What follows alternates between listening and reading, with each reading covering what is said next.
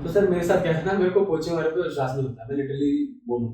क्योंकि सर ऐसा होता है ना, पढ़ाने वाले बहुत हैं, कंटेंट बहुत सारा है, बट सर क्या होता है ना कि कोई आपको ना सही रास्ता तो सब दिखाते हैं, बट एक चीज़ होती है ना, आपको समझ में नहीं आ रहा होता है। इतना ज़्यादा चीज़ें डिस्प्यूटेड मैनर में रहती हैं, इतनी सारी मिथ्स चल रही होती है मार्केट में, ये कोचिंग अच्छी है, ये बेकार है, यहाँ पे तो कोई ट्रेंड नहीं है, ये DIPR का नहीं है, ये तुम्हें करवा देगा क्या। जैसे मेरे भी दिमाग में आता था कि जैसे मैं झूठ नहीं बोलूंगा, मैंने भी DIPR ट्रेंड से भी कोचिंग ली थी, मैंने आपसे भी कोचिंग ली।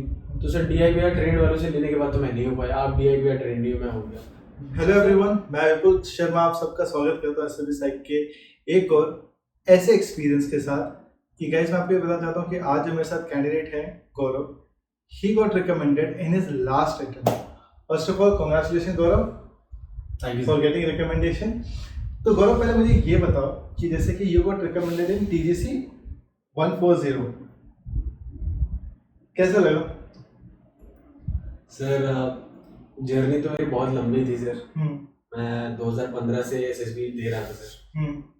सर तो जिस मोमेंट पे जो मुझे चीज़ चाहिए थी, कि इतने सालों की जो प्रैक्टिस थी और इतने सालों का जो सर पेशेंस लेके मैं बैठा हुआ अपने अंदर, तो सर जिस मोमेंट पे मेरे को मेरा चेस्ट नंबर उन्होंने कॉल किया कि मैं रिकमेंड हो चुका हूँ, सर उस मोमेंट पे ऐसा लग रहा था कि जितना भी स्ट्रगल या जितना भी आपने फेस किया होता है अपने लाइफ में, अच्छा बुरा चीज़, वो सब वर्थ इट होता है सर। अच्छा चीज़ आपको मोटिवेट करता है, जो सेटबैक्स होते हैं वो आपको हम्बल बना के रखते हैं सर। तो मुझे ऐसा लगा कि सब सही था, शायद सब हो रहा था इसीलिए हो रहा था। तो मतलब अंत भला तो सब भला। जी। तो गौरव पहले मुझे थोड़ा सा अपने बारे में बताओ, कहाँ से हो आप, हो अपने फैमिली के बारे में थोड़ा सा बताओ, कितने लोग हैं, वो लोग क्या क्या करते हैं, और तुम बाय प्रोफेशन तुम क्या काम करते हो? सर मेरा नेटिव प्लेस बिहार है, बट सर मैं फिर लखनऊ माइग्रेट कर गया था। And sir along with that sir मेरे फैमिली में इंक्लूडिंग मी 4 मेंबर है। मेरे फादर जो एक रिटायर्ड आर्मी पर्सनल है, एक्स सर्विसमैन, एंड सर मेरी मदर जो है वो होम मेकर है, और मेरा भाई सर जो ग्रेजुएट है, इंजीनियरिंग कर रखी है सर, और अभी करेंटली वो सर प्रिपरेशन कर रहे हैं UPSC की। सर IAS की? जी सर। तो अभी तो उन्होंने पे दिया है एग्जाम UPSC का? सर उन्होंने UPSC के एग्जाम दिए थे सर, इस बार दिया था, कुछ नंबर से वो रह गए थे सर प्रीलिम्स में। हाँ। बट वो श्योर भी सर हो जाएगा उनका। और आप, और तुम क्या करते हो as of now? What is your current profession? Sir currently मैं सर अभी एक I am working as an executive security in IndiGo airlines sir, Lucknow airport पर सर। तो मुझे एक बात बताओ कि ये जो तुम्हारा जो रिकमेंडेशन आया है, ये तुम्हारा 23rd अटेम्प्ट में आया है, राइट? ये पूरी जर्नी शुरू हुई कब? सर मुझे अच्छे से याद है सर, मैं आर्मी स्कूल में पढ़ रहा था, तो मेरे एक सीनियर थे जो अपने NDA के फर्स्ट अटेम्प्ट में रिकमेंड हो गए थे 12th के बाद सर। तो सर एक होता है कि आपके नेबरहुड में एक बंदा होता है, तो आपको पता चलता है कि यार इस बंदे ने कुछ किया है, और आपको फिर वो बैकग्राउंड भी था आर्मी का, और आप बचपन से सुनते आते हो कि ऑफिसर ग्रेड एक ऐसा ग्रेड होता है जो अच्छा ग्रेड होता है, आपको बहुत कुछ सीखने को मिलता है, इंजॉय करने को मिलता है, और एक आप अपने फैमिली को भी अपलिफ्ट करना चाहते हो। तो सर मैंने इसके बारे में सुना, फिर सर वो रिकमेंड हुए थे, फिर मेरे स्कूल में काफ़ी सीनियर रिकमेंड हुए। फिर सर उसके बाद NDA एंट्री की, उसके बाद एक और उनके बैच में TES एंट्री के लिए रिकमेंड हो गए, और मेरे बहुत सारे सीनियर स्कूल के लगातार रिकमेंड होते जा रहे थे। तो सर फिर मुझे लगा कि जब हम सब एक ही इन्वायरमेंट गए हैं, हम सब एक ही जगह पे रह रहे हैं, तो सर मुझे भी ट्राई करना चाहिए। अच्छा, सपना तो था ही बचपन से, पर एक होता है ना कि जब तक आपको लगता है कि आपने देखा नहीं होता कुछ, तो आपको लगता है कि ठीक है जाएंगे, पर कैसे जाएंगे। पर जब आपके सामने पूरा पाथ दिख रहा होता है, तो आपको लगता है कि चलो करते हैं। तो मतलब कि तुम्हारे पापा ने तुमको कभी SSB इन सब के बारे में बताया था? सर SSB के बारे में नहीं बताया था, वो ये जरूर बताते थे कि फौज में एक जैसे ग्रेड्स होते हैं, NCO JCOs ऑफिसर्स, तो उसके बारे में बताया था, बट ये SSB होती है या फिर कैसे जाते हैं, वो सब नहीं पता था सर। उसके लिए सर उन्होंने ऐसे स्कूल में मुझे दाखिला दिलवाया था जहाँ पे मैं सीख सकूँ इन सब चीज़ों के बारे में। गाइस मैं आप सब लोगों को बताना चाहता हूँ कि आज जो हमारा इंटरव्यू चल रहा है, मेरे ख्याल से आपको इस इंटरव्यू से आपको बहुत कुछ सीखने को मिलेगा, रीज़न बीइंग कि गौरव अपने लास्ट अटेम्प्ट में रिकमेंड हुए हैं, और एक होता है ना कि डंके की चोट पे रिकमेंडेशन लेके आना, ये हो वाली बात है, राइट? मैं बहुत सारे ऐसे क्वेश्चन पूछूंगा मेरे ख्याल से कि गौरव का एक्सपीरियंस तुम सबके लिए बहुत फायदेमंद हो सकता है, ठीक है। तो गौरव, ये हमारा 23rd अटेम्प्ट में रिकमेंडेशन हुआ, तुम्हारे कितने कॉन्फ्रेंसेस हैं, कितने स्क्रीन आउट है, ये बताओ। सर मेरे टोटल 12 कॉन्फ्रेंस हुए सर, जिसमें मैं कॉन्फ्रेंस आउट हुआ। 10 स्क्रीन आउट है सर, और ये मेरा पहला रिकमेंडेशन है सर। तो इससे पहले कोई एक ऐसा अटेम्प्ट आया जिसके अंदर तुमको लगा कि यार तुम बस ऑलमोस्ट रिकमेंड हो गए, बट किसी चीज की वजह से रह गए, वो कब था और क्यों? सर इससे पहले वाला जो मेरा अटेम्प्ट था, जो मेरा SSC टेक 63 का सर, जो मैंने इलाहाबाद में दिया था सर, ओके, वो सर मुझे काफ़ी क्लोज कॉल लगा था, क्योंकि सर उस अटेम्प्ट में जैसे कि मेरी प्रिपरेशन थी, अलॉन्ग विद दैट जैसा मेरा फ्लो जा रहा था SSB के थ्रू आउट टेस्टिंग्स में, तो मुझे ऐसा लग रहा था कि अच्छा जा रहा है, और अंदर से सर एक वो फील आता है कि चीज़ें ठीक चल रही हैं। बट सर हुआ थोड़ा वेटिंग टाइम भी था, ज़्यादा नहीं था पर था, बट सर एंड रिजल्ट यही हुआ कि मैं रिकमेंड नहीं हुआ था सर। तो इतनी बार जब आउट हो जाते हैं, स्क्रीन आउट, कॉन्फ्रेंस आउट, सब कुछ, तो ये जो वापस घर जाने का होता है, वो फीलिंग कैसी होती है और उसको कैसे टैकल करते हो तुम? सर जब आप नहीं होते तो सर दिल में दर्द तो बहुत होता है सर। क्योंकि मेरे को ऐसा लगता है कि जब आप SSB देने आते हो तो सिर्फ आप खुद अपने लिए नहीं देने आते हो, आपके पीछे आपके माँ बाप का सपना, आपके भाई बहन का सपना, सबके सपने होते हैं, सबके ख्वाहिशें होती है सर। तो अगर आप फेल होते हो ना, तो आपको उस वक्त पे लगेगा ऐसा कि मैंने खुद तो फेल हो गया, पर मैंने सबको लेट डाउन फील किया, बट उसी चीज़ को आपको पॉजिटिव मैनर में लेके आना है। वो कैसे ले कि सर मैं हार गया, चलो ठीक है, एक पल को मान लेते हैं मैं हार गया, पर मैं इन लोगों को नहीं हारने दे सकता, चाहे कुछ हो जाए। मैं चलो खुद हार जाऊँ, पर इतने लोग जो मेरे पीछे हैं, मैं उन लोग को कैसे लेट डाउन कर जाऊँ यार, तो मेरे को करना है, और तो मैं करके रहूँगा चाहे जो हो जाए। तो सर वो फीलिंग, जो चीज़ आपकी वीकनेस है ना, जो चीज़ आपको ऐसा फील कराएगी कि आप सबको लेट डाउन कर रहे हो, उसी को आप रिवर्स इंजीनियरिंग कर दो कि सबको मैं कैसे लेट डाउन कर दूंगा। अपना नुकसान तो आप झेल सकते हो, पर सबका नुकसान नहीं झेल सकते हो, तो सर उसी को उल्टा करो कि मेरे को तो करना है। तो गौरव, मुझे एक बात बताओ कि अब मैं चाहता हूँ कि स्टूडेंट जितने हमारे जो व्यूअर्स हैं, राइट, आप उनको ये बताओ कि कौन कैंडिडेट रिकमेंड हुआ है। जैसे कि जनरली हमको लगता है ना कि एक ऐसे कैंडिडेट रिकमेंड होगा जो शायद जो अच्छी इंग्लिश होगी, अच्छी GK होगी, या बचपन से दिखी जाता है उसके अंदर बात है। I just want to know कि as per you what is your definition कि यार मैं वो बंदा हूँ जो रिकमेंड हुआ हूँ, तो अगर मैं हो सकता हूँ तो कितना सब कुछ हो सकता है। तुमको क्या लगता है, what is your definition of yourself? Sir मेरे हिसाब से वो बंदा रिकमेंडेशन होगा, या मैं वो बंदा हूँ सर जो बंदा सबसे पहले डिटर्मिन्ड है अपने लाइफ में कि नो मैटर क्या हो जाए, मुझे अपने सपने के पीछे भागना है, मैं कितनी बार गिरूं, मुझे वो अचीव करना है, नंबर 1। नंबर 2 सर कि मेरे को लगातार अपने आप को इम्प्रूव करते रहना है, क्योंकि सिर्फ सपने देखना ही एक सोल्यूशन नहीं है, आपको सपने के पीछे काम भी करना पड़ता है। कई बार आप बहुत अच्छा परफॉर्म करोगे, कई बार आप नहीं परफॉर्म करोगे, तो सर लगे रहना उसी चीज़ के पीछे, छोड़ना नहीं है उस चीज़ के पीछे। और सर तीसरा इंसान वो है कि अपने साथ साथ अपने घर वालों का, अपने दोस्तों का, सबका ख्याल रखना है आपको साथ ही साथ, क्योंकि आप सेल्फिश नहीं हो सकते अपने तैयारी के दौरान कि सिर्फ मैं अपने आप को ही देखूंगा, मैं अपना ही करूंगा, क्योंकि आप जैसे जैसे आप बड़े होते जाते हो, आपके घर की भी जिम्मेदारियां आपके ऊपर आती रहती हैं, तो आप सिर्फ खुद का देख के नहीं जी सकते हो। जब आप ये सारी चीज़ करते हो तो आपका ओवरऑल ग्रोथ होता है इसी के चक्कर में, क्योंकि दोस्त भी है, घर वाले भी हैं, अपनी भी जिम्मेदारी है, नौकरी भी है, तो सर सब चीज़ करना होता है। और जो सब चीज़ों को अच्छे से मैनेज कर लेता है, वो मेरे हिसाब से वो बंदा होता है जो रिकमेंड। मुझे एक बात बताओ कि ऐसा होता है ना कि जब रिकमेंडेशन मिलने वाला होता है तो हमको सिग्नल्स मिलने लग जाते हैं, हमको फील होने लग जाता है। तो अपने ये जो हम जलंधर से जो हम रिकमेंड हुए हैं, तुमको कब लगने लग गया था कि things are going in my way and मिलने वाला है? तो सारे डॉट्स मुझे बताओ, कौन कौन से डॉट्स थे, कब तुमको फील होने लग गया, या तुम्हारे लिए पूरा सरप्राइज ही था? सर सरप्राइज तो नहीं था सर, मुझे थोड़े थोड़े हिंट्स तो आने लगते हैं, डॉट्स कनेक्ट हो रहे थे, बट सर मैं ये जरूर बोलूंगा कि जो लास्ट डे होता है जब आप कमांड टास्क करके कमरे में जाते हो, उस वक्त आपको ये होता है हो भी सकता हूँ बट शायद नहीं भी हूँ, तो क्या आपको लगता तो है कि मैं हो जाऊंगा, बट थोड़ा बहुत दिल में डर रहता है और रहना भी चाहिए सर, क्योंकि हम भगवान तो है नहीं कि हमें पता है क्लियर कट अच्छा ही हो रहा है। अब सर डॉट्स की बात करें तो सर जैसे आप सबसे पहले दिन जाते हो ना तो आपको कॉन्फिडेंस रहता है अपने अंदर कि मैं इस बार अचीव करूंगा। हाँ। तो मैं जैसे OIR देने बैठा ना तो उस बार मेरे को लगा था कि इस बार तो करके जाऊंगा चाहे जो हो जाए। हाँ। तो फिर उसी हिसाब से आपका टेस्ट का अप्रोच आप अच्छा रखते हो। हाँ। तो आप अपना टेस्ट टाइमली खत्म करते हो। हाँ। वही चीज फिर आप जब आपका PPDT होता है तो PPDT में हम सब जानते हैं कि फिश मार्केट होता है, बट उस फिश मार्केट में आपको पता, आपको अपने आप को कंपोज करके रखना है सर। और जब आप अपने आप को कंपोज करते हो ना तो आपको रिजल्ट दिखने लगते हैं कि हर कोई तो चीख रहा है, मुझे नहीं चीखना है। और जब आप नहीं चीखते हो तब आपको लगता है कि मैं एक अच्छा इंसान क्या होता है, या तो सब चीख रहे हैं तो हम भी चीख लें। हाँ। या तो हम सब्र से बैठे, सही समय पे सही चीज बोलें। जब आप ये करते हो ना तो आपको अंदर से कॉन्फिडेंस आता है कि हाँ भाई मैं सही चल रहा हूँ, क्योंकि चीख के कुछ नहीं मिल रहा है। अगर मिल रहा होता तो पूरी दुनिया हो रही होती। और सर अब आते हैं सर टेस्टिंग पे, जो स्टेज 2 की टेस्टिंग चालू होती है सर।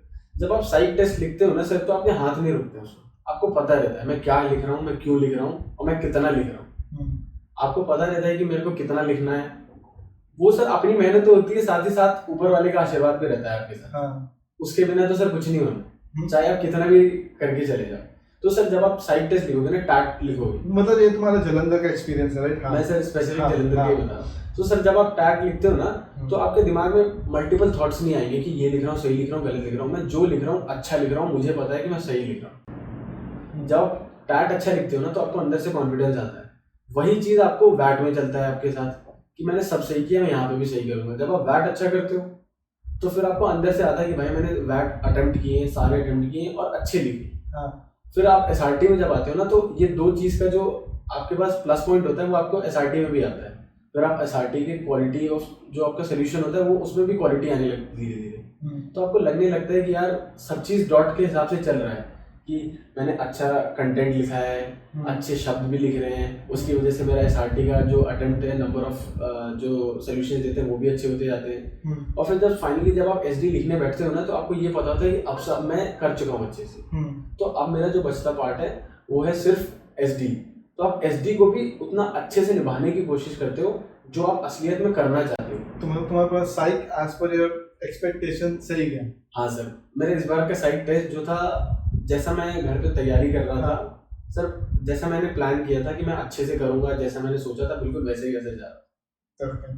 तो मुझे वो स्पेसिफिक चाहिए कि इस पॉइंट पे लगा एग्जैक्ट मोमेंट कि यार हाँ ये अच्छा हुआ है, ये सिग्नल मुझे मिला है कि आई एम डूइंग वेल। वो सिग्नल्स होता है मुझे सर। जैसे जब आप साइक टेस्ट लिखते हो ना सर, मैथ्स के जैसा होता है। लोग बोलते हैं ना कि साइक है तो साइक आपके अंदर की चीज होती है, कुछ आपके अंदर होता है ना। जैसे मैं ये नहीं बोलूंगा कि आप स्टोरियां रट के चले जाओ और आप लिख दो वहां पे। जब आप स्टोरीज लिखना चालू करते हो ना तो आपको फील आता है अंदर से कि मैं कंटेंट लिख रहा हूँ, मैं कुछ भी इधर उधर की चीज नहीं लिख रहा हूँ। और जब आप वो लिखते हो ना तो आपको ऐसा लगता है कि हाँ यही चीज तो चाहिए होती है, टू द पॉइंट, एक्यूरेसी और इन दी क्रिस्प मैनर कि बीटिंग अपनी बातें हम एक्सप्रेस कर पा रहे हैं। कंटेंट जो लिखा है काम का लिखा है और पता चल जाता है क्वालिटी ऑफ कंटेंट। वही सर, दूसरे से मेरे खुद को मजा आना चाहिए कि हाँ भाई मेरे को मजा आ रहा है लिखने। यार ऐसी कहानी तो मतलब लिखा है, पता चला कि भैया इट्स वर्थ। इंटरव्यू में कुछ ऐसा हिंट मिला कि भैया this time I am gonna make it, या ऐसा ही है कि पता ही नहीं है? सर इंटरव्यू तो ऐसा रहता है कि आपको कॉन्फिडेंस, सबसे पहले तो सर मेरे को इंटरव्यू में ये कहना है कि जैसे मैं पहले करता था हर अटेम्प्ट पे कि अगर मैंने सवाल के जवाब दे दिए तो मेरा इंटरव्यू अच्छा गया, और अगर मैं सवाल के जवाब नहीं दे पाया तो मेरा इंटरव्यू खराब गया। इंटरव्यू सवाल जवाब का बात है ही नहीं, क्योंकि सर अगर सवाल और जवाब के ऊपर ही इंटरव्यू डिटरमाइन होता तो सर मैंने कई बार ऐसे इंटरव्यूज दिए कि मैं इंटरव्यू ऑफिसर्स ने खुद मेरे को बोला है कि we want to see you in uniform, और मैं फिर भी रिकमेंड नहीं हुआ सर। अच्छा, आईओ ने ऐसे बोला है? हाँ सर, मेरा AFSB का अटेम्प्ट था सर। उसमें मेरे को बोला गया था, एंड अलॉन्ग विद दैट मैं एक बार बैंगलोर में गया था TGC इंटर के लिए 134 कोर्स के लिए। मुझे वहाँ पे भी बोला गया था कि you are very well and we hope that your dream comes true. तो सर ऐसा लगता है। तो सर इंटरव्यू का ये नहीं होता कि मेरे को सवाल है, मेरे को सवाल के जवाब देने। अब सर इंटरव्यू में क्या होता है कि जैसे हम सब जानते हैं कि वो हमारे अंदर से जानना चाहते हैं हम खुद क्या हैं। हम क्या करते हैं कि हमने सुना है कि हमारे साथ वाले ने बोला है कि भाई इसको ऐसे बोल तो वो इम्प्रेस हो जाएगा। हम आंसर सोचते हैं कि जो रिकमेंड हुआ है उसने ये बोल के रिकमेंड हुआ तो हम भी वही बोलने लगते हैं। वो तो करना ही नहीं, क्योंकि मैं हूँ ही नहीं वैसा। एक पल को तो मैं उसको दिखा दूंगा कि मैं हूँ वैसा, फिर जब वो दोबारा प्रेशर डालेगा हमारे दिमाग पे तो हमारा दिमाग तो ट्रेंड है ही नहीं उस चीज़ के लिए। हम तो रट के आए थे ना चीज, तो जैसे प्रेशर पड़ेगा तो हमारी सारी चीजें इधर उधर जाने लगेंगी और फिर हम बाहर हो जाएंगे। तो ये चीज तो करनी नहीं है। अब जो होता है कि सर इंटरव्यू में पता लग जाता है सर, जब वो आपसे आंसर बोलता है ना तो आपको सोचना नहीं पड़ता है। अब आपसे पूछ रहे हैं कि आपने अपने पापा से लास्ट बार हेल्प क्या ली, जैसे मुझसे पूछा गया था।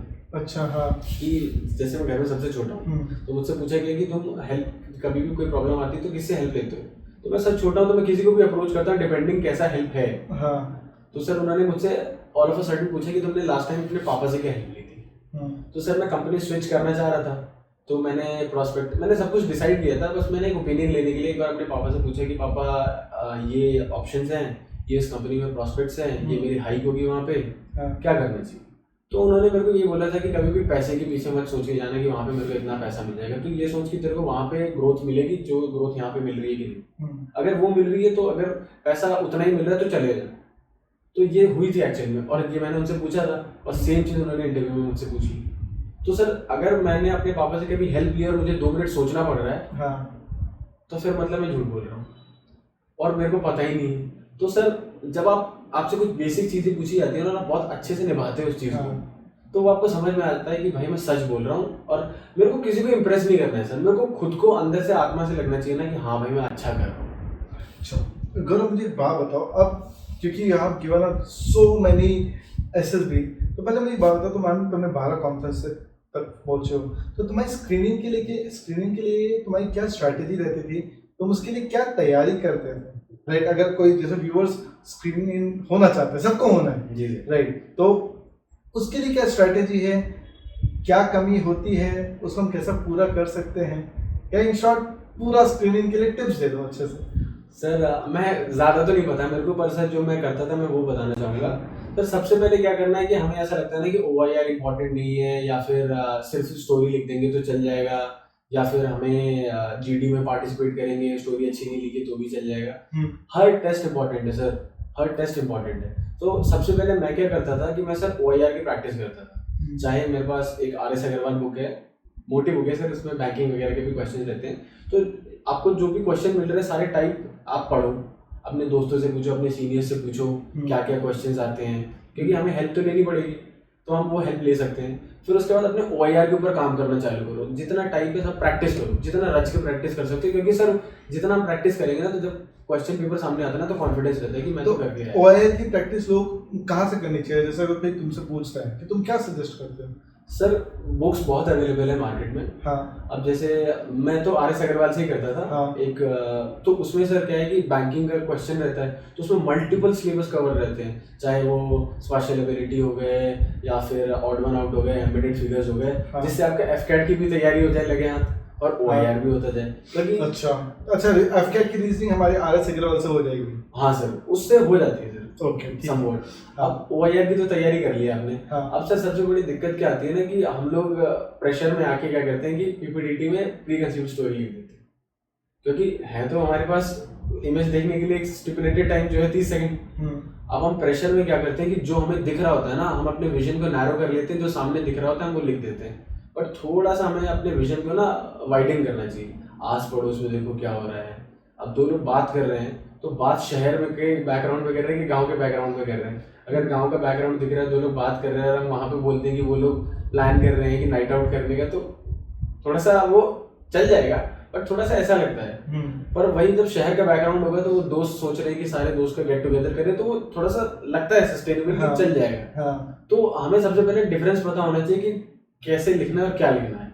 तो उसके लिए क्या करना है? परसीव्ड कहानी तो नहीं लिखनी। हाँ, वो तो बिल्कुल नहीं सर, क्योंकि मतलब प्री कंसीव्ड तो बिल्कुल नहीं लिखनी। प्रैक्टिस करो, प्रैक्टिस करेंगे तो हमारा दिमाग सर और चलता है। हाँ। अब सर हमें पहले पिक्चर अच्छे से ऑब्जर्व करनी है, बैकग्राउंड, फोरग्राउंड, कैरेक्टर्स, सब कुछ आराम से देख लो। अब जब हमने देख लिया है तो अब एक चीज को बना लो कि अब मुझे इस पे स्टोरी लिखनी है, क्योंकि उसमें भी आपके दिमाग में कॉन्फ्लिक्ट ऑफ इंटरेस्ट चलेगा, ये लिखूं कि वो लिखूं। अब मैं जो लिखूंगा उसे अच्छे से लिखूं।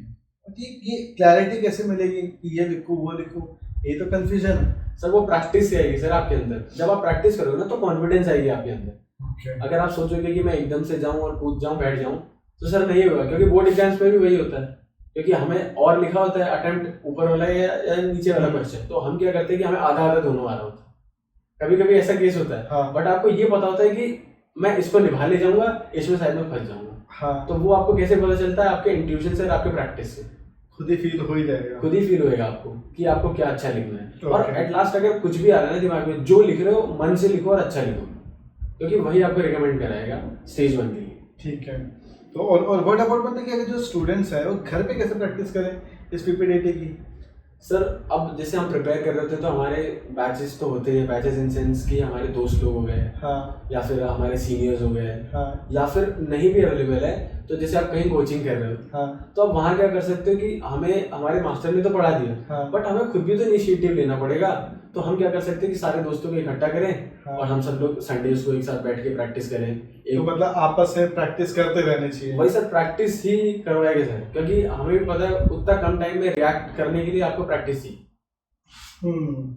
और Okay. वो प्रैक्टिस से ही मिलेगा। अब सर बात आ जाती है डिस्कशन की। हाँ, डिस्कशन में सबसे पहले मैंने क्या, और नरेशन सर, नरेशन क्रिस्प होना चाहिए, कहानी नहीं बतानी है हमें कि इधर उधर की बात, जो है सटीक रखना है, और ऐसा रखना है कि सामने वाला सुन के खुद घंटी ना बजाए, वो खुद बोले कि और बोलो, इंटरेस्ट आने लगे कि हाँ ठीक है, और बता और बता। ये नहीं करना है कि वो खुद ही, जैसे जनरली होता है ना कि yes yes we understood your story, ऐसा नहीं होना चाहिए। उसको खुद इंटरेस्ट आए कि हाँ मेरे को कनेक्ट कर पा रहा हूँ। अब सर जब नरेशन वाला पार्ट खत्म हो जाता है तो सब आता है डिस्कशन का पार्ट।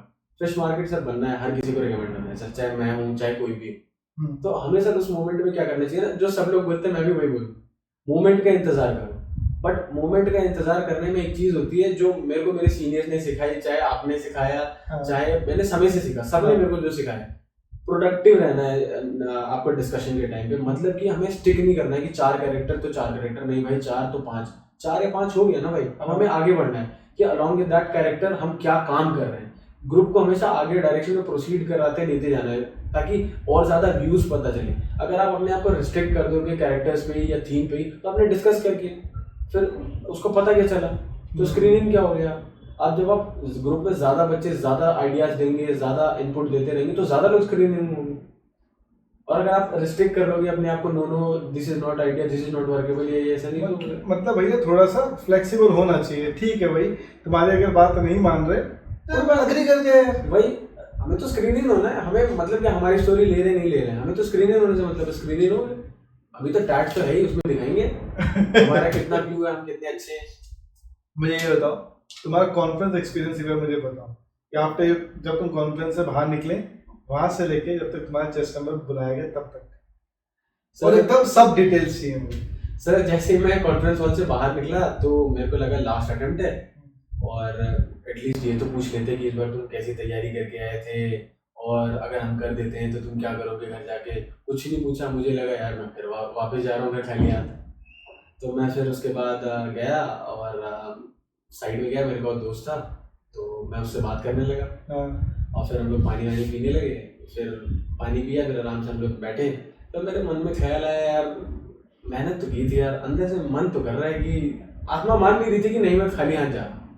फिर मेरा मन कर रहा था कि यार पूछना भी चाहिए था, मैं इतना बड़ा तुर्रम खान तो हूँ नहीं, मुझसे कुछ इन्होंने एसआरटी भी नहीं पूछी कि मेरे को तीनों ने रिकमेंड कर दिया हो एक बार में क्लियर कट। फिर मैंने अपना बोला चलो ठीक है, हमने तो ये देख ही रखा है इतनी बार, खाना खाते खाना खाने गया। तो थोड़ा खाना खा रहा था मैं। अब मैं जब खाना खा रहा था तो मेरा एक दोस्त था, उसको पता नहीं क्यों लग रहा था कि मैं रिकमेंड हो जाऊँ, मुझे भी लग रहा था, बट उसको बड़ा भरोसा था कि मैं रिकमेंड हो रहा हूँ। तो मैं खाना खाते वक्त टाइम निकाल दिया, और मैं थोड़ा सा उस वक्त सोचा कि नहीं हो रहे हैं तो क्या ही करें, छोड़ो। तो उसने मेरे को बोला कि भाई रिकमेंडेड बंदे टाई वाई पहनते हैं, अच्छे दिखते हैं, तो अच्छे से रहते हो। मैंने बोला चल भाई तेरी बात मान लेते हैं। तो मैंने टाई पहन ली। अब खाना खा के आए, हम लोग अपने रिजल्ट के लिए बैठे हुए थे। अब हुआ क्या कि जलंधर में सर एक लाइब्रेरी है, मैं रिपीटर सर, फ्रेशर तो जल्दी जाके बैठ जाते हैं, मैंने मुझे तो पता ही है टाइम आना। तो मैं सर एसी में जाके बैठ गया। सर जब मैं एसी में जाके बैठ गया वहाँ पे, तो सारे लड़के, जैसे एक मेरे में 2 टाइम्स रिकमेंडेड आया था, तो वो अपना एक्सपीरियंस बता रहा था कि भाई जब रिकमेंड होते हैं तो सर हमारे पास एक जो हम फॉर्म्स वगैरह भरते हैं तो उसमें DMSP के एड्रेस होते हैं, फिर हमारे घर आता है, फैमिली वालों के पास आता है, तो फैमिली वालों को इज्जत मिलती है। और फिर मैंने बोला देखते हैं, अगर भगवान ने चाहा तो कुछ फैमिली वाले को भी अच्छा फील करवाएंगे। फिर उसके बाद उन्होंने बोला रिजल्ट अनाउंस हो रहा है, तो हम जाके बैठ गए। अब सर जैसे रिजल्ट अनाउंस हुआ, उन्होंने ब्रीफ करना चालू किया, जो रिजल्ट अनाउंस करने आए थे लेफ्टिनेंट कर्नल रैंक के, कि आपको हार नहीं माननी चाहिए, आपको आना चाहिए, दोबारा आना चाहिए, और अगर आप बहुत बार आ गए हो फिर भी नहीं हो रहा है तो मत आप छोड़ दो। तो मुझे लगा भाई मुझे ही कह रहा है क्योंकि मेरे इतने अटेम्प्ट हो रखे थे। अटेम्प्ट खत्म हो गया, कुछ और ट्राई करो। मैंने बोला फिर मेरे को ही बोल रहा है तो मैंने बोला चलो ठीक है, अब क्या ही करना। मैं ना शांत बैठा, भगवान का नाम ले रहा था, क्या ही बोलूं मैं अपना समय काटा। अब सर उसने लिया, मेरे साथ एक बंदा था, उसका नाम अभिमन्यु बड़वाल, तो मेरे को बाद में पता चला जब वो रिकमेंड हुआ था, उसके लिए चेस्ट नंबर 2। मैंने उसको देखा, मैंने बोला भाई सभी हो रहे हैं भाई, हम पता नहीं कब होंगे, पता नहीं इस दुनिया में क्या ही हो रहा है, हमारी बारी कब आएगी। मैं अपना सर नीचे करके आराम से बैठा हुआ था, उसने सडनली मेरा चेस्ट नंबर कॉल कर दिया। अब मैं खड़ा हुआ, मेरे को समझ ही ना है मैं हो गया हूँ। फिर उसने बोला कि your name and roll number. तो मैंने अपना नाम तो बता दिया, डेट ऑफ बर्थ भी बता दिया, मेरे को रोल नंबर याद ना है। मैंने बोला सर 1 मिनट, अब वो मेरे को घूर रहा है। अब मेरे को ये नहीं समझ आ रहा है मैं रिकमेंड हुआ हूँ, सपना देख रहा हूँ। तो मैंने अपने आप को शांत किया, मैंने बोला सर अपना रोल नंबर बताया, जो मेरा रोल नंबर था। उसके बाद मैं साइड में चल के गया तो मेरे को चेस्ट नंबर पकड़ा है प्लस वाला। अब मैंने जैसे पकड़ा, मेरे को तभी भी नहीं लग रहा है, मेरे को लग रहा है कि किसी और का होगा, मेरे को करवा दिया इन्होंने ऐसे। मेरे को कागज दिखा जिसमें मेरा नाम लिखा हुआ है। फिर मैंने लिया चेस्ट नंबर और सर मेरे को जैसे मिला मैंने सीने से लगा लिया सर से।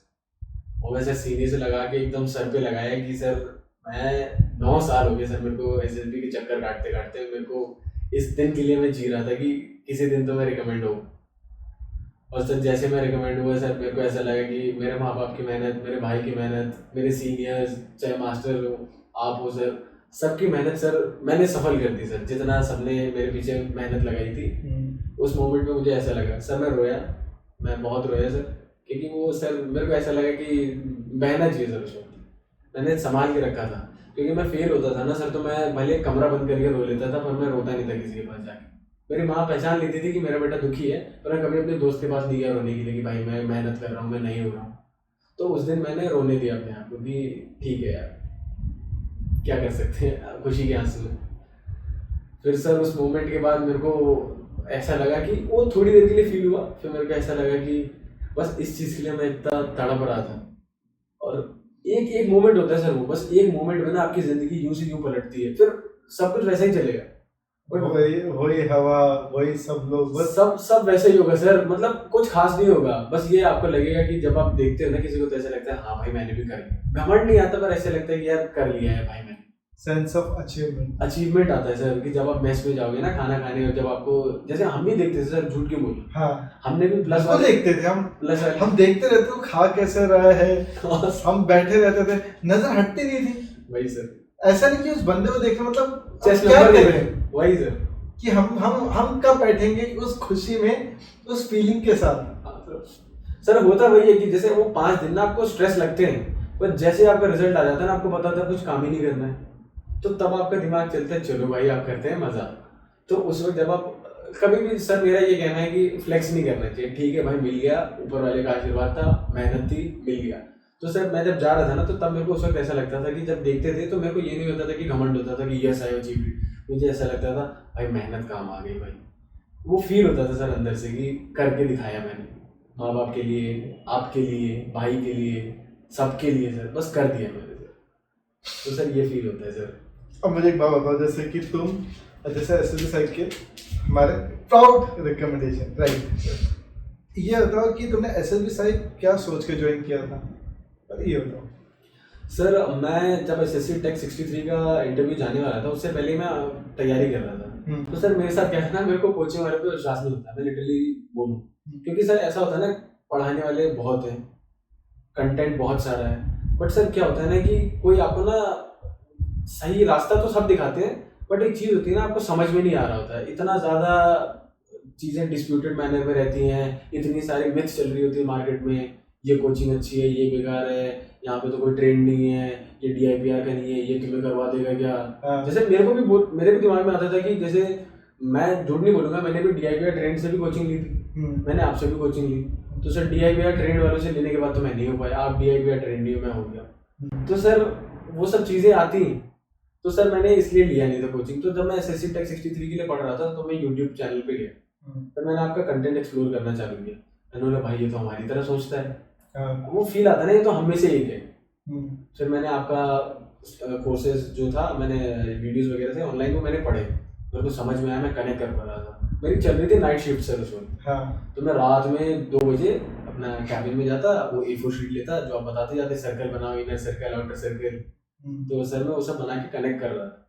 तो मुझे लगा कि ठीक है, इस बार तो मैंने नहीं ज्वाइन किया, अगली बार तो जो होगा देखा जाएगा, लास्ट अटेम्प्ट है, देखी जाएगी, लगाते हैं। मेरे को झूठ नहीं बोलूँगा सर, मेरे को लगा सट्टा खेलते हैं, इतनी बार से तो नहीं हो रहे, देखते हैं।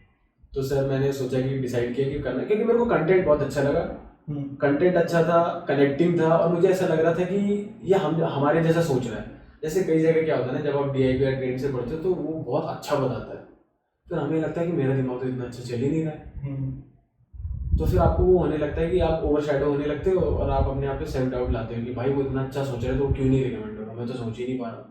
बट पॉइंट ये है कि एक प्रोसेस है, धीरे धीरे सीढ़ी चढ़ के आप उतने ऊपर जाओगे, एकदम से तो कोई नहीं है। एकदम से तो कैसे जाओगे? और वही चीज़ मैंने आपके में देखी, आप पहले कंटेंट में बताते थे एक सीढ़ी, फिर दूसरे में 2 सीढ़ी, फिर तीसरे में तीसरी सीढ़ी, और हफ्ते भर बाद फिर आपको ऐसा लगता था कि हाँ मेरा दिमाग चलने लगा, जो चीज़ मेरे को कोर्सेज में समझ में आई। तो सर पहले तो मुझे ऐसा लग रहा था कि पैसे लगाएं, देखते हैं जो होगा देखेंगे। फिर जब सर मेरे को कंटेंट समझ में आने लगा, मैंने लगा भाई इतने रुपये में इतना बता दे रहे, बहुत बता दे रहे, इतने रुपये में क्योंकि सर इकोनॉमिकल है। हाँ। मैं ये बोलूँगा कि बहुत सारे कोर्सेज अवेलेबल हैं। हाँ। बट सर जितना आपका स्टिपुलेटेड अमाउंट है सर, हाँ। सर या जितना अमाउंट है हमारा कोर्स का सर, वो इकोनॉमिकल है। आपको ऐसा लगेगा कि ठीक है मेरे को लेना चाहिए कोर्स, बिल्कुल लेना चाहिए। मैं तो गौरव में ये कहना चाहूँगा कि एक तरीके से पैसे सही जगह इन्वेस्ट करो। तो मैं तो व्यूअर्स में सबको कहता हूँ कि even if you are coming to SSB site, मैंने बहुत सारे ऐसे कंटेंट मैंने वीडियोस में डाल के रखे हुए हैं, राइट। मैं चाहता हूँ सारे टेस्टिमोनियल्स पढ़ो। मैंने तो कुछ अपने टाट की पूरी वीडियोस डाल के रखी हुई है, देखो जरा आराम से, लगता है आओ, राइट। तो ज़रूरी नहीं कि मुझसे ही पढ़ो, बट जहाँ पे ही पढ़ो क्वेश्चन ज़रूर पूछो। अब मुझे बताओ कि ड्यूरिंग ये जो हमारा 25 डेज हमारा ऑनलाइन जो सेशन था, 3 बेस्ट चीज़ क्या लगी इन आवर टीचिंग? सर सबसे पहले यहाँ पे है कि आपके जो क्वेश्चंस है ना वो केटर किए जाते हैं। ये नहीं है कि रबिश आइडिया, ये नहीं है रिजेक्टेड, ये क्या सोच रहा है भाई तू सोच रहा है, अब तो ये बता तो क्यों ऐसा सोच रहा है। आपने एक बार सोचवा दिया हमको कि उस डायरेक्शन में, अब आपने बोला कि अब मैं जो सोच रहा हूँ वो सोच के देख। अब आप ये भी नहीं बोल रहे जो मैंने सोचवाया उसी को तो लिख, अब तो मेरे को इस पे तीसरी चीज सोच के बता। तो सर वो होता है ना कि पहली चीज तो ये होगी कि आपको एक अच्छा वे में लर्न करना सिखाया जाता है यहाँ पे, जो चीज सर मेरे हिसाब से मुझे नहीं मिली। दूसरी चीज क्वेश्चंस को यहाँ इनकरेज किया जाता है, ये नहीं कि मैं हो गया हूँ मैं बोल रहा हूँ तो मान ली उसको। बिकॉज सर हमारे दिमाग में ये आता है ना कि आप बोल रहे हो ना ऐसा, आप तेज हो कि मैं तेज नहीं हूँ, मैं कैसे मान लूँ आपकी बात। तो सर वो चीज मेरे को पता है कि मैंने आपको बहुत परेशान किया था क्योंकि मैं क्यों मानूं। हाँ, बात सही भी है और मुझे अच्छा भी लगता है। मुझे एक्चुअली अच्छा भी लगा था कि जितने क्वेश्चन पूछोगे उतनी तुमको क्लैरिटी मिलेगी। और तीसरी चीज क्या है कि सर हम जितने एक्टिविटीज करते हैं ना यहाँ पे, चाहे हमारी GD हो गई, डेली हम GD जितने दिन हमारे होते हैं हम GDs करते हैं, चाहे ऑल ऑफ अ सडन हम लेक्चरेट करते थे ताकि हमारा जो झिझक होती है, शाइनेस होती है, वो हमारी निकलती चली जाती है। तो वो अच्छा लगा हमारे साथ। GTO में सर वैसे जैसे लोग बोलते हैं ना कि फील्ड होना जरूरी है, कोई जरूरत नहीं फील्ड में, आइडियाज होने की जरूरत है। सर लोग बोलते हैं कि ऑनलाइन से पढ़ के तुम कैसे आइडियाज निकाल सकते हो, मैंने निकाला है।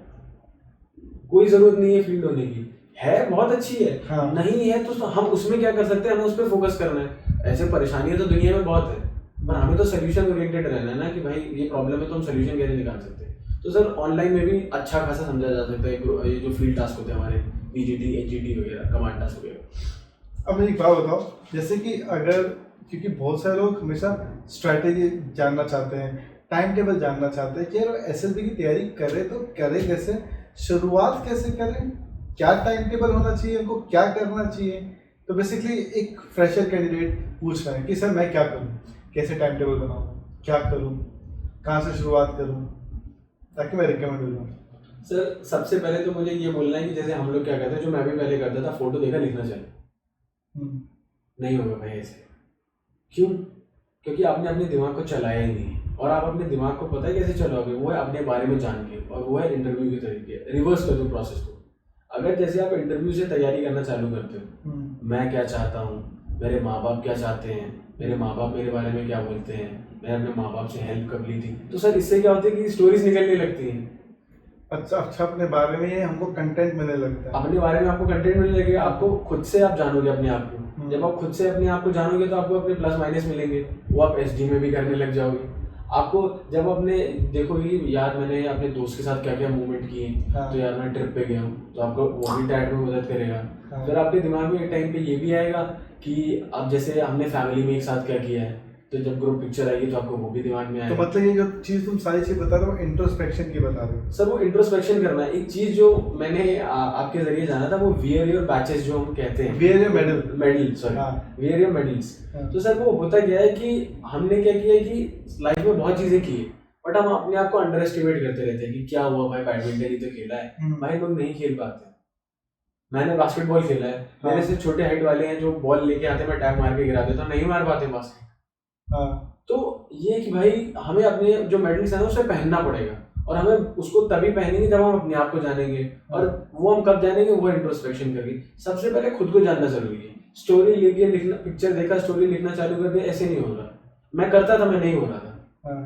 मैं ये नहीं बोलूंगा कि ऐसे नहीं हो सकते, होने को हो भी सकते हैं, बट हमें क्या करना है कि एक अच्छा मेथड अप्लाई करते हैं, एक बार हो गए थ्रू इन थ्रू हो गए, खत्म, ज्यादा सोचना नहीं पड़े। तो हमें ये करना पड़ेगा कि सबसे पहले खुद को सेल्फ इंट्रोस्पेक्ट करना है। दूसरा, अब सर टाइम टेबल जो होता है, वो टाइम टेबल तो सर ये है कि अगर आप वर्किंग हो तो आपका अलग टाइम टेबल होगा, स्टूडेंट हो तो अपना अलग टाइम टेबल होगा। बट तुम्हारा क्या टाइम टेबल था ये बताओ? सर मेरा तो ये टाइम टेबल था कि मैं जैसे काम कर रहा था, तो मेरा तो हर महीने शिफ्ट चेंज होती है। तो जब मैं तैयारी कर रहा था तो सर उस वक्त मेरी चल रही थी आफ्टरनून शिफ्ट। तो सर मेरी शिफ्ट चलती थी 1 बजे से 9:30-10 बज जाते थे सर। तो सर मैं क्या करता था, 10 बज जाते थे, तो 10 बज गए तो मेरे को घर पहुंचते पहुंचते 10:30-11 बज गए। मैं खाना खाया, सो गया, क्योंकि मुझे पता है मैं दिन भर का थका हूँ, मैं जाग पाऊंगा। तो फिर मैं क्या करता था, सुबह उठता था 4 बजे 5 बजे, जितने बजे मेरी नींद खुल गई। अब जो मुझे पढ़ाया है, तो अब मैं क्या करता था, उसको रिवाइज करना चालू कर देता था। अच्छा, जो एक चीज सर हमें क्या ध्यान रखनी है कि जो मेरे से भी शुरुआत के कुछ दिनों में हुआ था, कि जो हमें जिस दिन पढ़ाया है उस टास्क को उसी दिन खत्म करो, वरना बैकलॉग जमा होता जाएगा, हिम्मत टूटती जाएगी, पूरा कोर्स खराब हो जाएगा। ये तो बहुत सही बोला। तो भले एक दिन ना सोना पड़े, या एक दिन किसी वजह से क्लास कैंसिल हो जाए तो थोड़ा एक्स्ट्रा पुश करो।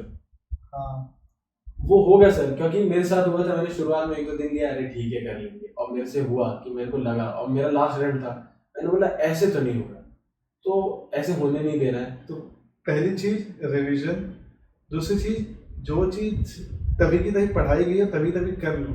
जी सर, राइट, मतलब कंसिस्टेंट रहो। जी सर। और सर अब जैसे इसमें है ना, जब आप कंसिस्टेंट रहते हो ना, तो जैसे आपने कुछ पढ़ा है तो मैंने उसको सोचा और मैंने लिखा, तो अब मेरे दिमाग में आएगा 50 सवाल। तो अब मैं उस 50 सवाल को आपके ऊपर पुट अप करूंगा और आप मेरे को सोल्यूशन दोगे, तो उससे मेरे कॉन्सेप्ट और क्लैरिटी बिल्ड होगी। तो सर वो भी करना बहुत ज्यादा जरूरी है। और गाइस ये जो 50 जो सवाल बोले 50 है, ये कैंडिडेट ऐसा है कि जब क्लास में अगर 25 कैंडिडेट थे, अगर इसने हाथ उठा लिया बाकी सब नीचे कर लेते थे अपना हाथ। उनको ये लगता था कि जो हमारे डाउट नहीं है वो भी डाउट पूछ ही लेगा, और मुझे बड़ा अच्छा लगता था। मैंने बोला चल भाई तुम पूछ, आज हम बात ही करते हैं। तो सर मैं ऐसा करता था, सुबह 5 बजे उठ जाता था।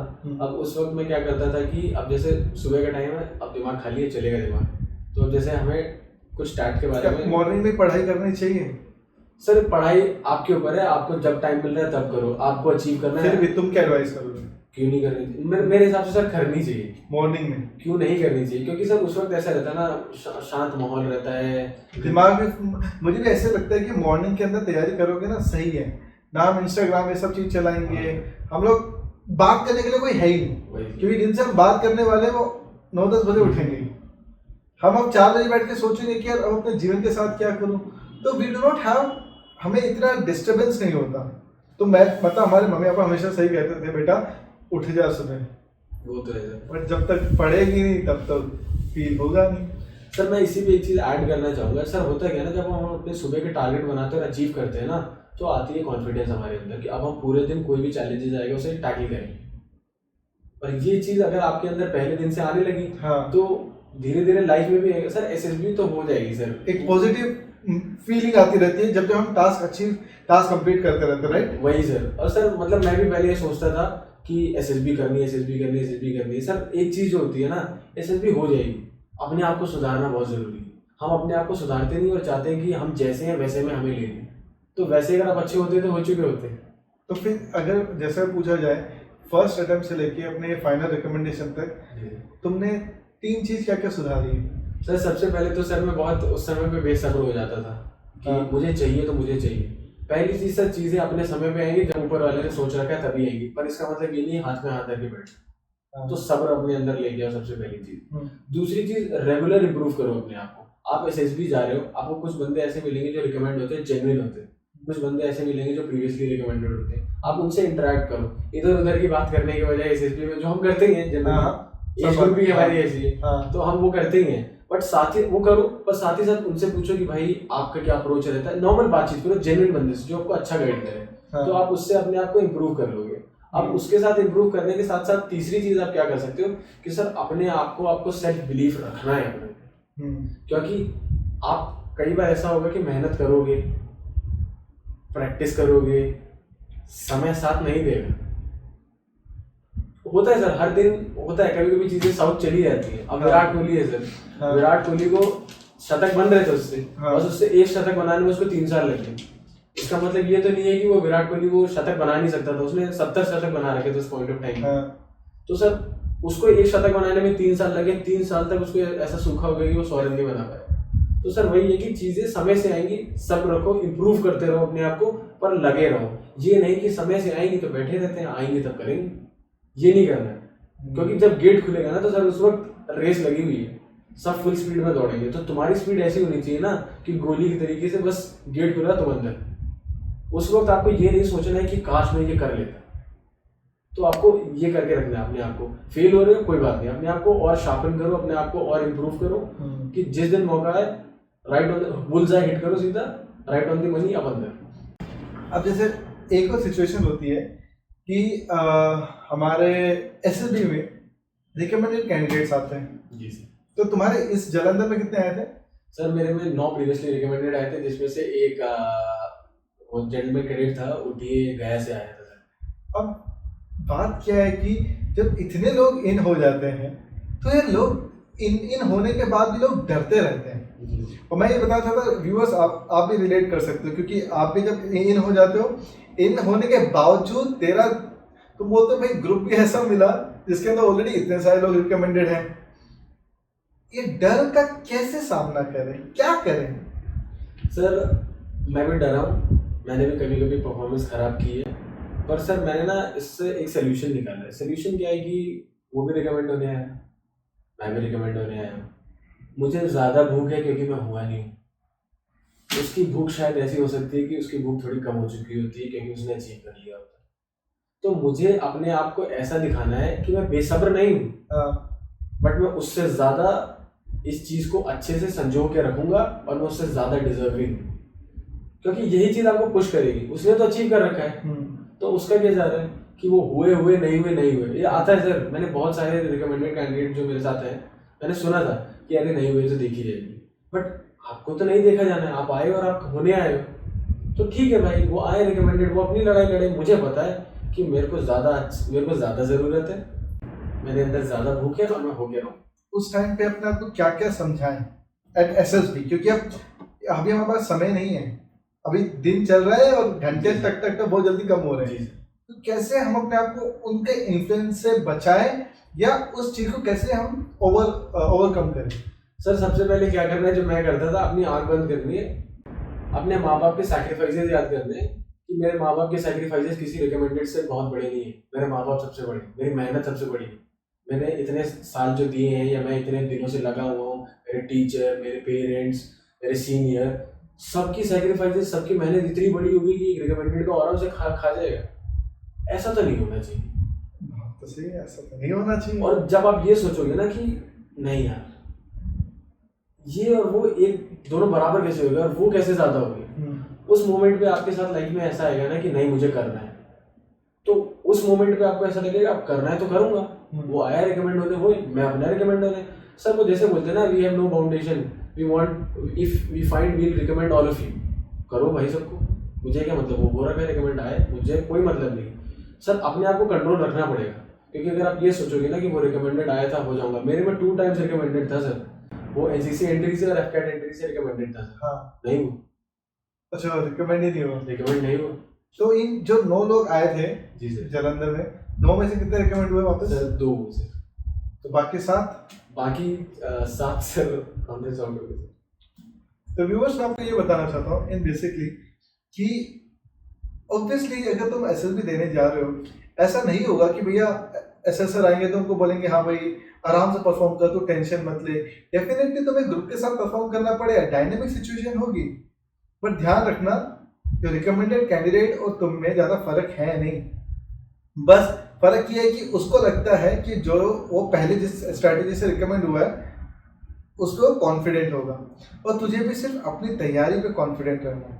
तू अपना परफॉर्मेंस कर, तू अपना परफॉर्म कर, उसको अपना परफॉर्म करने दे, उसमें बात होगी वो रिकमेंड होगा, तेरे में बात होगी तू रिकमेंड होगा। एबिलिटी टू इन्फ्लुएंस हम में होनी चाहिए।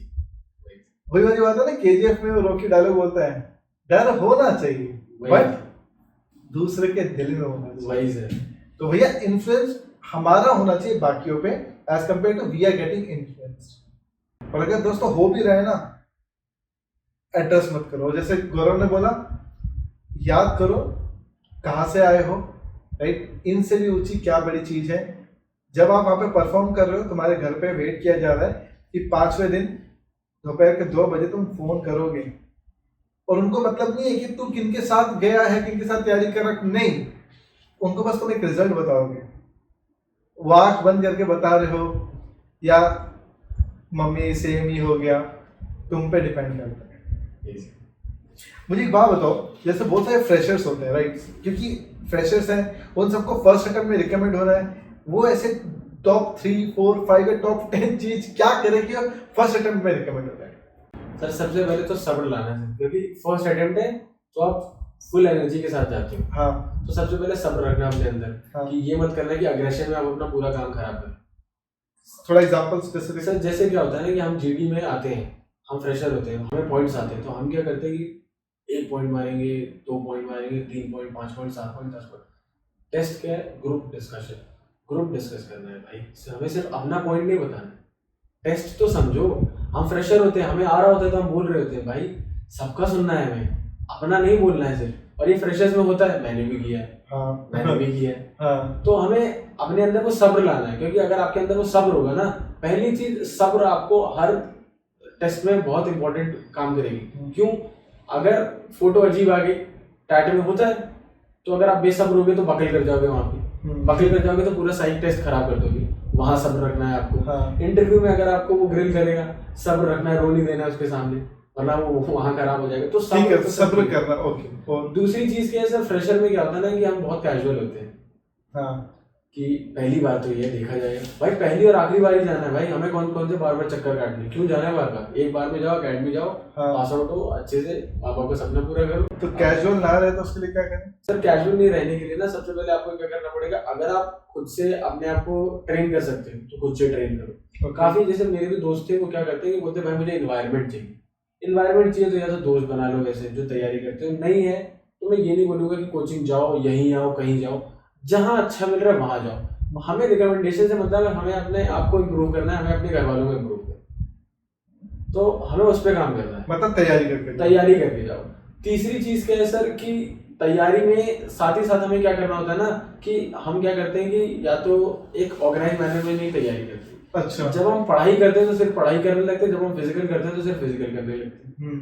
एक बैलेंस रूटीन जो होता है ना कि मैं थोड़ा सा पढ़ भी ले रहा हूँ, थोड़ा सा खेल भी ले रहा हूँ, दोस्तों के साथ चिल आउट भी कर ले रहा हूँ, माँ बाप की घर में मदद भी कर दे रहा हूँ, भाई के साथ, भाई बहनों के साथ थोड़ा सा काम भी बटा दे रहा हूँ, तो इससे क्या होता है ना कि आपको एडिशनल प्रेशर नहीं आता कि भाई मैं दिन भर तो इसी में लगा हुआ हूँ, सबके साथ सबको एक साथ लेके चलूँ, जो चीज़ मैं नहीं करता था शुरुआत में। तो उससे क्या होता है ना कि एक टाइम के बाद ऐसा लगता है कि भाई मैंने तो घर में किसी की मदद भी नहीं की, मैं एसएसबी देने भी चला गया, मैं हुआ भी नहीं, क्या फायदा हुआ, मेरी वजह से सब परेशान भी हो रहे थे। तो जब आप सबका ध्यान रखते हो ना तो धीरे धीरे वो मैच्योरिटी आने लगती है आपके अंदर, और वो मैच्योरिटी सबसे ज़्यादा ज़रूरी है, क्योंकि वहाँ पे जब आप एक कैप्टन बनोगे, मेजर बनोगे, लेफ्टिनेंट से शुरुआत होती है, बट जब आप धीरे धीरे हायर पोस्ट पे जाओगे तो वो बोलते हैं ना आप एक फादर फिगर हो जाते हो, लोग आपके एक इशारे पे चीज करने को तैयार होते हैं। तो उसके लिए आपको मैच्योर होना पड़ेगा कि जैसे बोलते हैं ना कि एक पापा अपने बच्चों का ध्यान रखता है, उसे पता होता है कब डांटना है, कब उसे लाड करना है और कब उसे सही तरीके से सिखाना है। तो वो मैच्योरिटी कब आएगी? जब आप घुल मिल के रहोगे घर में। अगर आप कमरा बंद करके एकदम कुंडी लगा के सिर्फ पढ़ते रहोगे, नहीं होगा। आपको ओवरऑल ग्रोथ करनी है। वो ओवरऑल ग्रोथ कैसे होती है? एकेडमिक हो गई, फिजिकल हो गई और सोशल हो गई। तो ये तीनों तरीके से होगा। तो ये तीन चीज तो होनी चाहिए। और अगर यही अब क्वेश्चन पूछे रिपीटर्स के लिए, तो इतना टाइम से तैयारी कर रहे हैं, राइट, उनको क्या करें सर? अगर उन्हें लग रहा है कि उनका मेथड ठीक है, नहीं है, मतलब हार्डकोर रिपीटर है, उसने अपना सब कुछ कर दिया, सर मेथड चेंज करना पड़ेगा। क्योंकि जनरली क्या होता है कि हम बहुत रिजिड हो जाते हैं कि हमें ऐसा लगता है ये तो हमारा सही है ही, तो हम इसे क्यों चेंज करें? भाई इम्प्रोवाइज तो कर सकते हैं ना। जहाँ पे हमें 10 में से 3 नंबर मिल रहे हैं, हम इम्प्रोवाइज करें, 10 में से 5 मिले, 2 नंबर तो बढ़े ना भाई। हमें तो 3 ही मिल रहे थे, तो हमें इम्प्रोवाइज करना पड़ेगा। जैसे कि हम रिजिड रहते हैं अपनी सोच को लेकर के। रिजिड इन सेंस क्या हो गया कि जैसे हम किसी चीज को लेकर फिक्स ही रह जाएंगे कि जैसे हम पीजीटी हो गए, जैसे अज्यूम करते हैं। अब हम पीजीटी में क्या कहते हैं कि यही तरीका होता है। भाई हमें तो पता है यही तरीका होता है, बट अगर किसी ने उस वक्त एक ऐसा तरीका बता दिया जिससे टाइम ज्यादा बच गया हमारा और रिसोर्सेज कम इस्तेमाल हुए, तो क्यों ना भाई उसे लगाए। ग्रुप टास्क है ना पीजीटी का, प्रोग्रेसिव ग्रुप टास्क। ये तो है नहीं कि कमांड टास्क चल रहा है, मैं अपना आइडिया दिखाऊंगा। तो भाई ग्रुप टास्क है, ग्रुप की एक्टिविटी दिखाते हैं, हमें ग्रुप में कंप्लीट करना है ना टास्क, ग्रुप के सुनते हैं। रिजिड नहीं रहना अपने आप में। जो हमारे अंदर रिपीटर्स होके हो जाती, मेरे अंदर भी आ गई थी कि मैं जो बोल रहा हूँ वो तरीका सही है। सही हो सकता है, बट अगर कोई उस वक्त अच्छा आइडिया दे रहे ना, तो उसको अप्रिशिएट करो कि हाँ भाई तेरा आइडिया सही है, हम उसे इम्प्लीमेंट करते हैं। तो मतलब कि भैया पहले तो बेसिकली आप जो भी अभी कर रहे हो, चेंजेस लाने पड़ेंगे, चेंज लाना पड़ेगा। ओके, नेक्स्ट दूसरी चीज क्या होगी सर? गाइडेंस लेना पड़ेगा आपको। बिल्कुल। अगर आपसे खुद से नहीं हो रहा, नहीं वही मैंने बताया ना, उन्होंने अपना कर दिया, सब कुछ अपना कर दिया, नहीं हो रहा, अब गाइडेंस लेना पड़ेगा सर। क्योंकि अगर गाइडेंस कैसे लें? इतनी सारी एकेडमीज है, इतने सारे ऑप्शंस हैं, और ऑब्वियसली बात सही है कि यार एक जगह में पैसे डाल दिए, फिर दूसरी जगह पे डाल दिए, तीसरे चौथे कितने डाले हैं ऐसे? सर मेरा ये कहना है कि आप क्या कर सकते हो ना, जैसे कि जब आप एसएसबी देने जाते हो ना, तो हमें क्या है, हमने डेटम क्या मान लिखा है, जो रिकमेंड हो गया तो वो बंदा बहुत अच्छा है, तो चलो उसी को डेटम मान लेते हैं। तो जो रिकमेंड हो गया उससे बात करते हैं कि भाई आपने कहाँ से पढ़ा था, भाई वहाँ पे किस तरीके से पढ़ाते हैं। अगर वो हर इंसान को एक दवा हर किसी को सूट नहीं करती, तो आपको जो दवा सूट कर रही है वो ट्राई करो। अब जैसे अलग अलग इंस्टीट्यूट है, अब कहीं पे आपको क्या करते हैं कि मैं नाम नहीं लूंगा, अब आपको वहाँ पे क्या किया कि एक अप्रोच बताते हैं, पकड़े चलते रहो। कहीं पे क्या किया, जैसे हमारे यहाँ क्या कि हमारे अप्रोच को ही बताते हैं कि तू अपने अप्रोच से और कैसे बना सकते हैं। जैसे पेड़ की डालियां होती, तो हमारे यहाँ क्या है कि सर मेरा ये मेन स्ट्रीम है, अब इसमें मेन स्ट्रीम से ये मेरी सब स्ट्रीम, तो ठीक है भाई मैं तेरी सब स्ट्रीम को ट्रीट करूँ। कई जगह क्या होता है कि ये मेन स्ट्रीम पकड़ो, इसको आगे लेके चलते जाओ। भाई आपने पकड़ा दिया ना वो मेन स्ट्रीम, मेरे तो दिमाग में है नहीं, और मेरे को प्रेशर में कैसे याद आएगा? जो मेरा है वो मेरा है सर। ये कोई चीज होती है, मैंने कहीं पढ़ा था कि जब तक आप किसी कॉन्सेप्ट को अपना कॉन्सेप्ट नहीं बनाओगे ना, तब वो प्रेशर आने पे आपका साथ छोड़ देगी। मैंने किसी किताब में पढ़ा था कि जो बहुत अच्छी बात गुरु ने आपको पढ़ा दिया वो उसका कॉन्सेप्ट है, अब आप उसको मत के अपना कॉन्सेप्ट बनाओ। और जब आपने उसको अपना कॉन्सेप्ट बना लिया ना, तो एक्सट्रीम प्रेशर में भी वो आपका साथ नहीं छोड़ेगा, तो नहीं छोड़ेगा, क्योंकि वो आपका कॉन्सेप्ट है। तो वो बहुत जरूरी है। That's really good. ये बहुत अच्छी बात बताई आपने। और वो सिर्फ प्रैक्टिस से आएगा सर। और लास्ट सर सेल्फ बिलीव रखना अपने ऊपर, क्योंकि हमारे अंदर क्या आता है ना, इतनी बार से कैसे लेके आए self believe is the key to everything, but ये लाइक कैसे? मतलब लोगों को पता है कि कॉन्फिडेंस होना चाहिए, ये कैसे करें भाई सेल्फ बिलीव? सर मैं वही बोलूंगा, अपना चेहरा याद करो। जब आप कॉन्फ्रेंस आउट होकर बाहर आते हो, रोने का मन करता है, रो नहीं सकते हो, अपने आंसू छुपाते हो, माँ बाप के पास जाते हो, माँ बाप का चेहरा देखते हो, माँ बाप को उस वक्त ऐसे लगता है कि हाय मेरा बच्चा नहीं कर पाया या मेरा बच्चा हार गया। अपने माँ बाप का चेहरा याद करो और उसको ऐसे लगो कि यार क्या ऐसे छोड़ दूंगा क्या? ऐसे तो नहीं छोड़ सकता, ऐसे कैसे छोड़ दूँ? क्योंकि हर किसी के माँ बाप सेक्रीफाइस करते हैं, और आप खुद इतना कर रहे हो अपने लिए। जॉब कर रहे होते हो, स्कूल में होते हो, छुट्टी लेके जाते हो, लोगों के नई छुट्टियाँ मिलती जॉब में, आपको झूठ बोल के आना पड़ता है, या फिर वापस आते हो तो बैकलॉग इतना हो जाता है, ताने सुनने पड़ते हैं अप्रेजल्स में कि या तो ये जॉब करो या तो वो जॉब करो, अपने आप को स्टेबलाइज कर लो। इतना सब कुछ झेलने के बाद सिर्फ हारने के लिए तो नहीं आप बैठे हो। जब इतना झेल लिया तो अचीव करना है और वो आपके अंदर से निकलेगी। और मेरा ये कहना है ना कि जैसे आध्यात्मिक चीज़ भी बहुत ज़रूरी है, बिकॉज जितना ज़्यादा आप भगवान से जुड़ोगे ना तो आपको शक्ति देते जाते हैं। मेरे साथ हुआ था, क्योंकि एक टाइम में ऐसा बताऊंगा सर, मेरे लाइफ में ऐसा आया था कि मैं बोल रहा था कि भगवान कुछ नहीं होता, आपको खुद करना पड़ता है, इंसान अपनी किस्मत खुद बनाता है। फिर मैंने लड़ा और मैं नहीं हुआ। फिर मैं भगवान के सामने जाके सरेंडर कर दिया, मुझसे नहीं हो रहा। फिर मैंने बोला कि नहीं, अब भगवान मेरे से करवाएगा, मुझसे तो भी नहीं हुआ। मैंने फिर जिद की कि भगवान कुछ नहीं होता, सब दिखावा है, आपको खुद करना पड़ेगा। फिर जब मैंने वो भी कर लिया, एक बार विश्वास भी कर लिया, फिर विश्वास भी तोड़ लिया, फिर विश्वास कर लिया, फिर विश्वास तोड़ लिया। फिर मेरे को एक चीज़ समझ में आई, तुम्हारे अंदर अभी भी उस ऑलमाइटी पे बिलीव है ही नहीं कि वो सही करवाएगा तुमसे। तो जब तुमको उस पर विश्वास नहीं है जो सब कुछ करवा सकता है, तो तुम फिर जिंदगी में कैसे आगे चलोगे? तुम्हारे अंदर फिर खुद के अंदर कॉन्फिडेंस नहीं है, तुम अपने डिसीजन पे स्टिक नहीं कर रहे हो। तो सबसे पहले तो अपना जो इतना फैमिली हो गया, अपना स्ट्रगल हो गया, उसको याद करो। दूसरी चीज़, अपने भगवान पर विश्वास रखो कि वो तुम्हें करवाएगा। हर कोई हो सकता है सर, मेरे को इतना पता है ना, मैंने इतने अटेम्प्ट दिए ना, हर कोई हो सकता है, बस सही गाइडेंस नहीं मिलती। हर कोई हो सकता है। हम लोग इतना परेशान होते हैं सर, हर किसी ने स्ट्रगल झेला है। वो बैग लेके ना, मैं वही बोलूँगा जो मैं अपने दोस्तों को बोलता था कि जब हम बैग लेके अपने घर से आते हैं ना, तो सिर्फ वो बैग नहीं होता, उसमें हमारे सपने होते हैं, हमारे घर वालों के सपने होते हैं और जिम्मेदारी होती है। और जब वो बैग आप वापस लेके जा रहे होते हो ना, तो आप इतनी मेहनत करो ना, और इतना ऊपर वाले का आशीर्वाद रहे, और सबसे पहले सर हम्बल रहना और सबकी मदद करनी। तो सबकी दुआएं जब लगती है ना, तो सिर्फ जब वो बैग वापस लेके जाते हो ना, तो बैग जब वो खींच के घर में पहुंचते हो ना, तो ऐसे आपको लगता है कि माँ करके आ गई या पापा मैंने कर दिखाया। और वो चीज़, अब जब इतना सब चीज़ आप सोच लोगे तो आप कैसे अंडर कॉन्फिडेंट रह जाओगे? तो खुद को मोटिवेट करना है। और एक चीज़ मैंने पढ़ी थी सर कहीं, कि जो राजा होता है ना, जब लड़ाई लगती है ना, तो किसी कवि को ये नहीं बोलता है कि कविता सुनाओ हमको मोटिवेट हो। मुझे पता है अभी तो सब डरे हुए।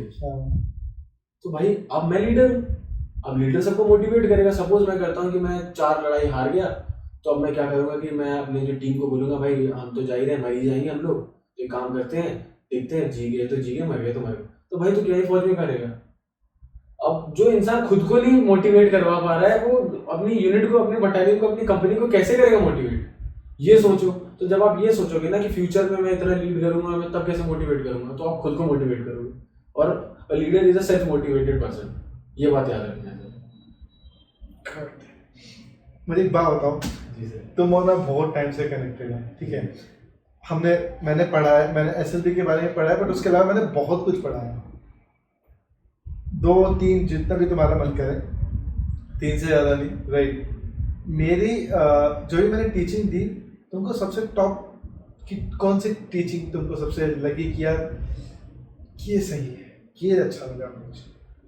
सर सबसे पहली चीज़ तो जैसे मैं बताऊंगा, जैसे आपने साइक पढ़ाना चालू किया था, तो मैंने आपको बोला था कि सर मुझे रटवाना हो। तो मुझे क्या लगा कि जो आपने हमें कॉन्सेप्ट का तरीका बताया, जनरली क्या है कि साइक में हमें ऐसा लगता है ना, जैसे आप बोलते हैं कि आधी इंडिया को लगता है कि हमारा साइक खराब, तो होगा भी नहीं भी होगा, वो डिपेंड करती है। बट सर जैसे यहाँ पे क्या है ना, कि मैंने जैसे पहले ही कोट किया कि हमको हमारे आइडियाज़ को एनरिच किया जाता है यहाँ पे, ना कि अपने आइडियाज़ को बोलो कि भाई तू ऐसे क्यों नहीं सोच रहा। तो वो चीज़ मेरे को एक सबसे बढ़िया लगी। दूसरी चीज़ क्या लगी सर, आप साथ ही साथ क्या करते हो ना, आप अपने एक्सपीरियंसेस शेयर करते रहते हो, जो एक DIPI ट्रेड शायद ना कर पाए, क्योंकि वो कब हुआ था। तो वो नहीं, मैं ये नहीं बोलूँगा कि वो बेकार होते, बट मेरे को बेकार कोई नहीं होता। तो सर अब आपके साथ क्या होगा कि आप अपने एक्सपीरियंसेस शेयर करते हो, और आप जो और कैंडिडेट्स हुए हैं रिकमेंड, उनके एक्सपीरियंसेस शेयर करते हो। तो सर ये है ना कि वो भी हमारे जैसे शायद रिएक्ट कर रहे होंगे किसी पॉइंट ऑफ टाइम। तो जब हमें पता रहता है ना कि ऐसा एक्ट करने पे ये रिएक्शन आएगा, और ये रिएक्शन आने पे हमें ये क्वेश्चन पुटअप किया जाएगा, जैसे सपोज करते हैं मेरा जैसे कॉन्फिडेंस चल रहा था, तो मुझे ये पता था कि ठीक गया है, मैं कॉन्फिडेंट था, बट ये नहीं था कि हाँ मैं कसम खा के बता रहा हूँ कि मैं हो ही जाऊँगा, क्योंकि सर मैं भगवान तो हूँ नहीं। कॉन्फिडेंस रहता है बट डर भी लगती है। 110% तो कोई भी नहीं श्योर है। डर लगेगा जब हम उन चीज़ों के लिए जाएंगे जो मेरे लिए महत्व रखती है। जी सर।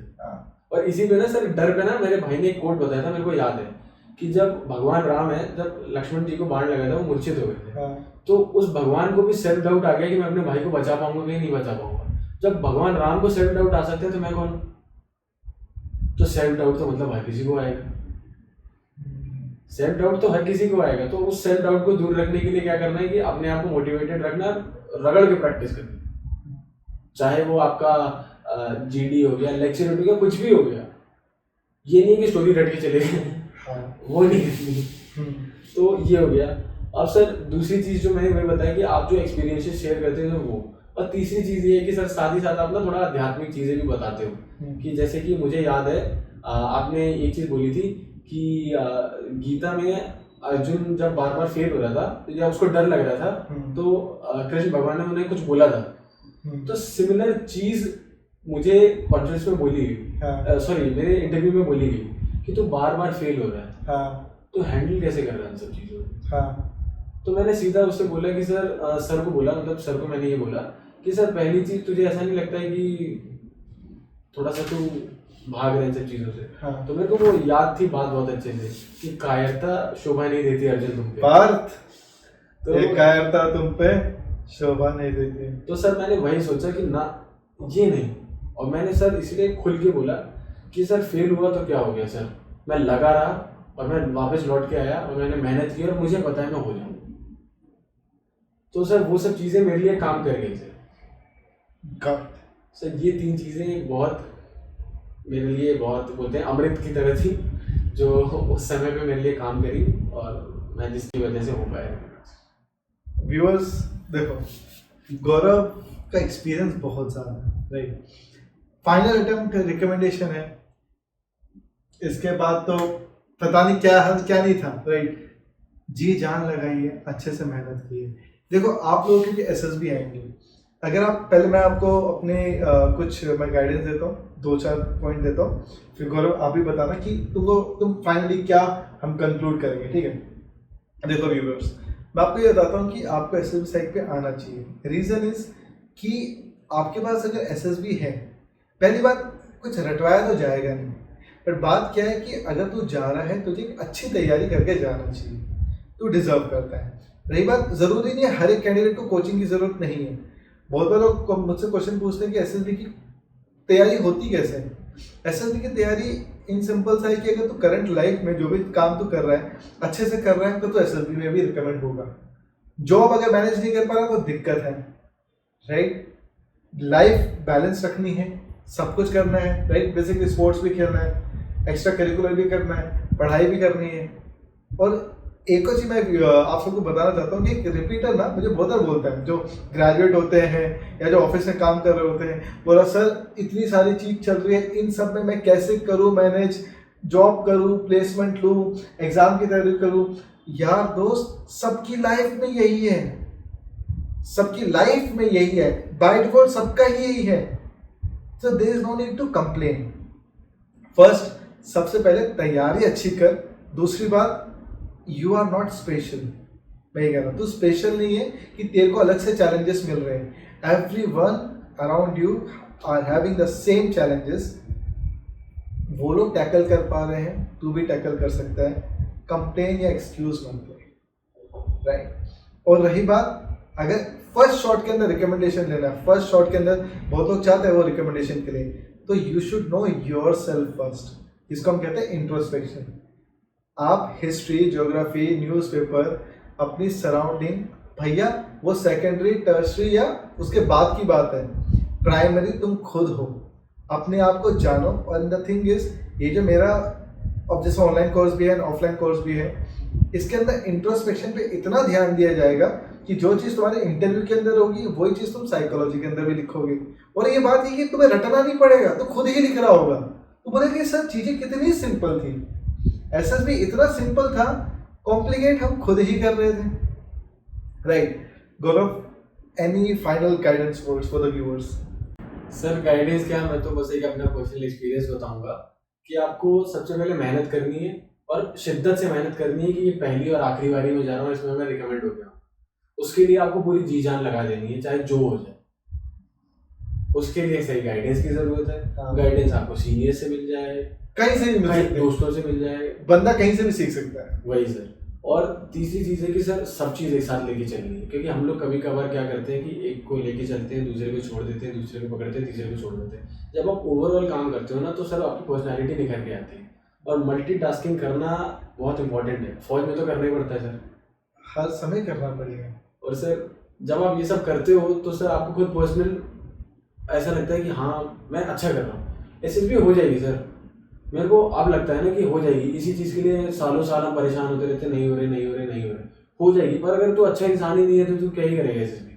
सिंपल सी चीज़ ये लगती है। तो अच्छा इंसान बनने की कोशिश करनी है। अच्छा इंसान वही है जो खुद को जानता है, अपने घर वालों को जानता है, रिक्वायरमेंट जानता है, अपनी कमियाँ जानता है, अपने स्ट्रेंथ्स जानता है। सब पे काम करना है और फाइनली भगवान पर विश्वास रखना है, सबकी मदद करनी है, हो जाएगा। देखो व्यूअर्स, गौरव के साथ हमने बहुत सारी बातें की, इतने सारे क्वेश्चंस मैंने पूछे, राइट। बात है कि अब बात तेरी है, when you are going to get a recommend. मुझे भी अच्छा लगेगा, साथ में तुम बैठोगे, मैं तुम्हारा इंटरव्यू में लूँगा, राइट। तैयारी अच्छी कर, अच्छे से तैयारी कर। और मेरा सोल पर्पस क्या है दोस्त, तेरा रिकमेंडेशन। मैं हमेशा तो ये कहने लग गया हूँ कि भाई तू और मैं एक ही टीम में है, और मैं वाइस कैप्टन, तू है कैप्टन। तू आगे है, जिंदगी तेरे को अच्छी मिलेगी, मेरे को तो बस तेरी रिकमेंडेशन वाली फोटो दे दे। मैं ये कहना चाहता हूँ, तू कैप्टन है, मैं वाइस कैप्टन हूँ, पर तेरा वाइस कैप्टन बहुत ज़्यादा डेडिकेटेड है।